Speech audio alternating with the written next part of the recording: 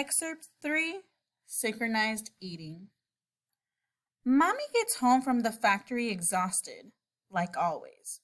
She opens the door, throws her bag on the floor, takes off her shoes, and falls onto the couch. Mommy, Mommy, close your eyes, I say eagerly. Ay, cielo, I'm so tired that if I close my eyes, I'll fall asleep right here. No, Mommy, close your eyes for a second, I tell her, and smell. I watch her close her eyes and her lips slowly curl up into a little smile. Something smells wonderful, she says. Don't open your eyes just yet, I say, running to get the tray of cangrejitos. Now, I tell her. When she sees them, the smile is erased from her face and she begins to cry. I start to cry too. I place the tray on the table so that they don't get wet with tears and I hug her. We stay like that for a while until we catch the scent of the cangrejitos again and we devour them in silence. I decide not to show her Grandma's letter. I don't want her to cry anymore. Besides, she wouldn't believe it was from her. I don't quite believe it myself. The next day, I packed 3 cangrejitos for school. 1 for Karen, 1 for Sylvia, and 1 for me. I have a surprise for you, I tell them.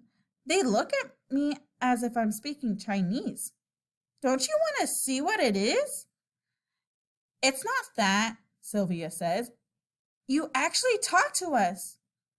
Shh, Sylvia, Karen elbows her. Of course we want to see.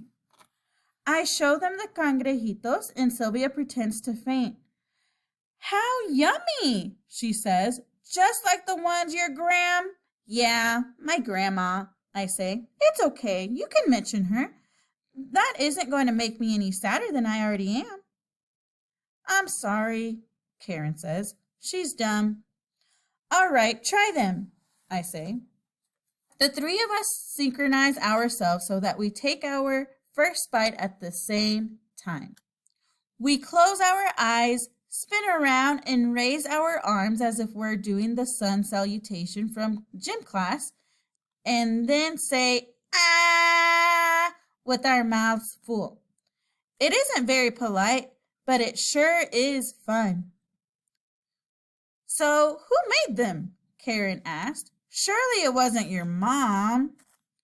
This time it's Sylvia who elbows Karen, as if I didn't know that when Mommy cooks, the plates taste better than the food. I made them, I tell them. My grandma sent me a package with the guayaba paste and the recipe. I got it yesterday. Right away, I realize that I've said something I shouldn't have.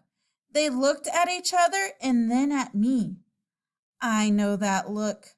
Understanding, but also full of pity. Don't pity me, I tell them furiously. I take my empty lunchbox and leave.